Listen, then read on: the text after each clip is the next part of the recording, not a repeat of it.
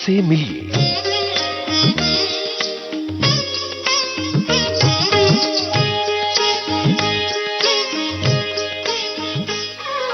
दोस्तों नमस्कार, मैं हूं आपका दोस्त यूनुस खान। इनसे मिलिए इस कार्यक्रम में आज हम बातचीत कर रहे हैं जाने माने साउंड रिकॉर्डिस्ट राजेंद्र हेगड़े से।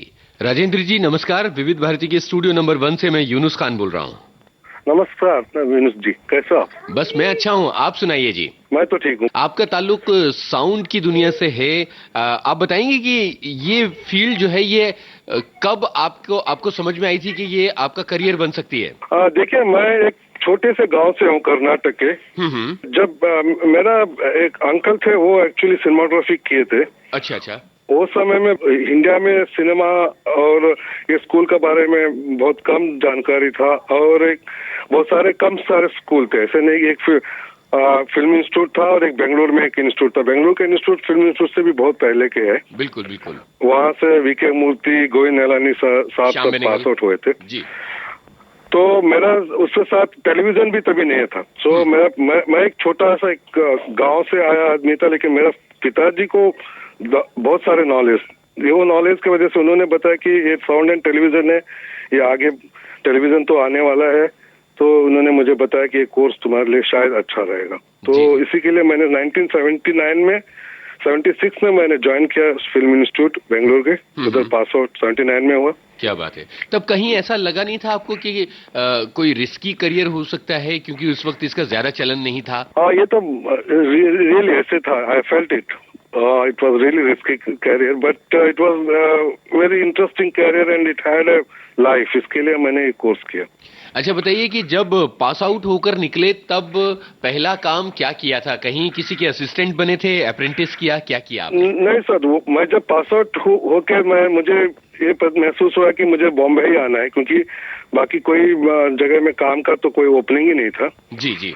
तो मैंने जैसे बॉम्बे आया तो बॉम्बे में भी कोई ओपनिंग नहीं था, क्योंकि वो टाइम पे सिर्फ एक दूरदर्शन था, फिल्म डिवीजन, और ये जो फ्यूचर फिल्म इंडस्ट्री में तो नया आदमी को अंदर जाना ही मुश्किल था। मुझे महबूब स्टूडियो के अंदर जाने में कम से कम 8-10 दिन लगा था, सिर्फ गेट के अंदर से एक आदमी को मिलने के लिए।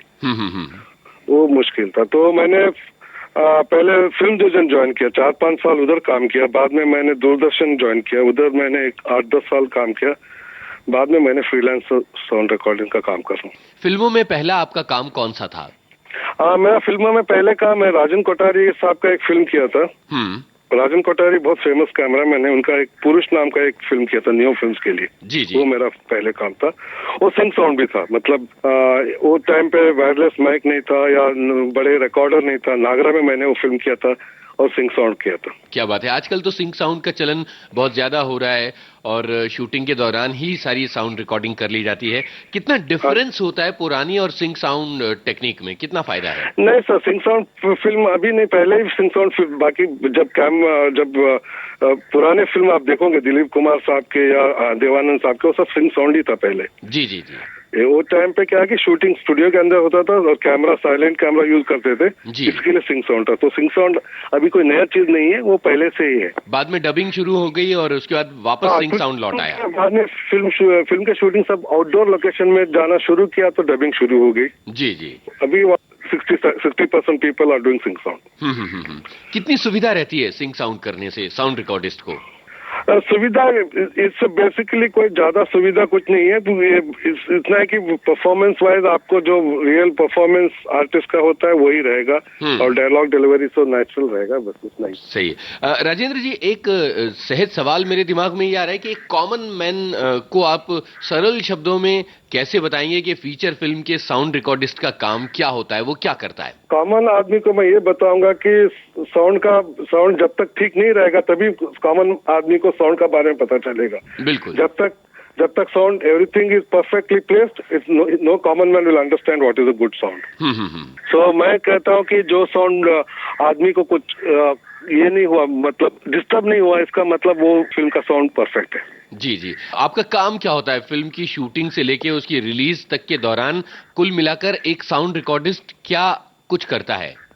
साउंड रिकॉर्डिस्ट पहले साउंड रिकॉर्डिस्ट का काम स्क्रिप्टिंग स्टेज से शुरू होता है मेरे हिसाब से। जी। तो स्क्रिप्ट स्टेज में डायरेक्टर के साथ मिलता है और साउंड के बारे में डिस्कस करता है, देन लोकेशन में जाके जो जो डायलॉग और इफेक्ट्स जो भी रहते हैं वो रिकॉर्ड करके he comes back to studio and he sound record इस ट्रैक को ले करता है। अगर एडिशनल कुछ डबिंग जरूरत है तो डबिंग करना पड़ता है।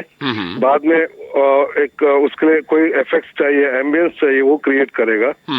शायद वो जाके रिकॉर्ड करेगा या अवेलेबल सीडी से डालेगा, एक ट्रैक बनाएगा, बहुत सारे ट्रैक्स बनाएगा। देन वो ट्रैक्स को डायरेक्टर से अप्रूव करवाएगा कि ठीक है कि नहीं। डायरेक्टर अप्रूव करने के बाद वो मिक्सिंग स्टेज तक बैठेगा। री रिकॉर्डिस्ट जो मिक्सिंग करते हैं उसके साथ अपना कंसेप्ट बताएगा, जो फिल्म के लिए जो जरूरत है वही कंसेप्ट से उस फिल्म का साउंड बनेगा, वो डिजाइनिंग बनता है। क्या बात है। तो छोटे छोटे इफेक्ट्स के लिए कितनी मेहनत करनी पड़ती है? कोई ऐसी यादगार घटना है किसी इफेक्ट को लेकर बहुत परेशान होना पड़ा हो आपको? हाँ जी, मैंने एक आंखें नाम का फिल्म किया था। जी जी। आंखें नाम का फिल्म में वो पहले 10-15 मिनट और ट्रेन में बहुत सारे स्टोरी चलते। तो मुझे बांद्रा स्टेशन से बोरीवली तक ट्रेन में बैठ के इफेक्ट्स रिकॉर्ड किया उस पे। और पूरे फिल्म बैंक का रॉबरी के ऊपर था। प्राइवेट बैंक में जाके चुपके बैठ के मैंने वो बैंक का एक एम्बियंस क्रिएट किया। क्या बात है, वाह। तो इतनी मेहनत जो विपुल शाह जी ने किया तो वो फिल्म मैंने किया। बिल्कुल अमिताभ बच्चन वाली जो फिल्म है। हाँ जी, अमिताभ जी है और अक्षय जी। जी, इतनी सारी मेहनत एक साउंड रिकॉर्डिस्ट की होती है, लेकिन आम जनता उसे पहचान नहीं पाती। क्या इस बात का मलाल, इस बात का अफसोस मन में रहता है? नहीं सब जब नहीं है, क्योंकि आम आदमी के लिए सिनेमा में जो स्टोरी है बहुत इम्पोर्टेंट है। जब आप स्टोरी नैरेटिंग परफेक्टली कर रहे हैं और उसके साथ पिक्चर विजुअल ठीक जा रहे हैं, एडिटिंग परफेक्ट है, तो मुझे बिल्कुल महसूस नहीं होता। जब आम आदमी फिल्म को पसंद नहीं करते उसका मतलब उस पर बहुत सारे खामियां हैं। साउंड ठीक नहीं है या पिक्चर क्वालिटी ठीक नहीं है या डायरेक्टर का स्क्रिप्ट ठीक नहीं है। अब तक की आपकी सबसे चैलेंजिंग कुछ फिल्में अगर आप बताना चाहें तो वो कौन सी होंगी? चैलेंजिंग फिल्म रिसेंटली मैंने एक स्पेन का प्रोड्यूसर के लिए एक फिल्म किया था, लद्दाख में जाके। अच्छा। उसका अभी मामी फिल्म फेस्टिवल में वो फिल्म दिखाया गया। उसका नाम है Shamshud. It was really difficult because working in a low temperature, बहुत कम टेम्परेचर, ऑक्सीजन कम, वैसे जगह में काम किए हम लोग। That was really challenging job. सही है। अब ये बताइए कि हिंदी में कौन सी चैलेंजिंग फिल्म मानेंगे आप अपनी की हुई? अभी तक मेरा to be honest in 30 years of my experience मुझे नहीं लगता कि कोई चैलेंजिंग काम किया मैंने। अच्छा। जी जी जी। आपने भी बताया कि आम आदमी को जब साउंड समझ में नहीं आता है, चैलेंजिंग काम ही नहीं, क्योंकि हमारा Hindi film hero oriented film है। जी जी। एक्टर ओरिएंटेड है वो। तो फिल्म में इतना है कि फिल्म शूटिंग कंप्लीट होता है वही बड़ा चैलेंज होता है। जो फिल्म कंप्लीट होकर रिलीज होता है वही सबसे बड़ा चैलेंजिंग है। सही है। राजेंद्र हेगड़े जी, ये बताइए कि हॉलीवुड से मुंबई का जो फिल्म जगत है वो कितना पीछे है, या हम उनके साथ टक्कर दे रहे हैं, उनसे होड़ ले रहे हैं साउंड रिकॉर्डिंग के मामले में? सर हम लोग कम से कम 25 साल पीछे उनके साथ, स्पेशली साउंड में। लाइटिंग और एडिटिंग में हम लोग ऑलमोस्ट उनके मुकाबले में है। कंप्यूटर स्पेशल इफेक्ट्स में भी हम उनके कॉम्पीट कर सकते हैं, लेकिन साउंड में हम लोग अभी तक पीछे है, क्योंकि हमारा डायरेक्टर और फिल्म मेकर को साउंड अभी तक समझ में नहीं आ रहा। एंड साउंड इज बहुत ही डिफिकल्ट ये काम है, इसके लिए समझ में नहीं आ पाएगा। आपको मैं एक चीज बताऊंगा, जब राइटर स्टोरी लिखता है, ओके, आपने कभी किताब में कभी देखा कि उसने साउंड के बारे में कुछ लिखेगा कि मैं ऐसे पहाड़ के बैठा था, ऐसे साउंड आ रहा था? कभी नहीं। वो क्योंकि वो कभी सोच नहीं सकता, तो साउंड रिकॉर्डिस्ट क्या सोच सकेगा? सही बात है, सही बात है। आपने कभी किताब में लिखा होगा कि रिवर का वो कलर बताएगा, ये कलर था या पहाड़ में था। तो साउंड वो है, उतना इम्पोर्टेंट चीज है कि उसको सोचना पड़ता है। सही है। तक आप सोच नहीं पाओगे तब तक वो साउंड क्रिएट नहीं बने। हॉलीवुड की कौन सी ऐसी फिल्में हैं जो साउंड के लिहाज से आपको बड़ी इम्पोर्टेंट, बड़ी स्पेशल लगती हैं? Sir Gandhi was very difficult film to do. I like the best in Gandhi is the best film for me. इतना आपका स्ट्रेसफुल काम होता है, जब फुर्सत के पल होते हैं तो क्या करते हैं आप? मैं बहुत किताब पढ़ता हूँ और मैं अपना आपको अपडेट करता हूँ इंटरनेट के जरिए, और बहुत सारे फॉरेन में साउंड रिकॉर्ड्स के साथ मैं कांटेक्ट में रहता हूँ, उनसे बात करता हूँ। अच्छा राजेंद्र हेगड़े जी, ये बताइए कि अगर नई पीढ़ी का कोई बंदा, कोई लड़का, कोई युवक या कोई लड़की, नई पीढ़ी के लोग अगर साउंड रिकॉर्डिंग की दुनिया में जाना चाहते हैं तो उसका क्या तरीका होगा, कैसे जाएं? आपको तो पहले डिग्री तो करनी पड़ेगी और भी अच्छे तरह मार्क्स लेना पड़ेगा। देन आपको कॉम्पिटिटिव एग्जाम में जाना पड़ता है और उस पर पास होने के बाद ही आप एक कोर्स चूज कर। आजकल साउंड रिकॉर्डिंग की दुनिया एक करियर के लिहाज से कैसी है? इट्स लाइक अगर career in film making, it's really good and lot of opening, सारे काम है, बहुत सारे चैनल्स है, बहुत सारे सिनेमा है, आजकल वेब में भी सिनेमा बन रहे। इट्स आराम से, मतलब एक बार बिल्कुल ये सोचना नहीं चाहिए कि करियर में मुझे कुछ नहीं होने वाले हो, तो बिल्कुल नहीं है, कोई स्केरी नहीं है। It is really very opening and you will get lot of good job. Rajendra ji, हमारे श्रोताओं को बताइए कि आपने कौन कौन सी बड़ी फिल्में की हैं हिंदी और दूसरी भाषाओं की? मैंने वास्तव, अस्तित्व, तुम बिन, 10, अपहरण, कम से कम 25 से 30 फिल्म मैंने अभी तक की हूँ। क्या बात है, बहुत बढ़िया। आपने अपहरण का नाम लिया।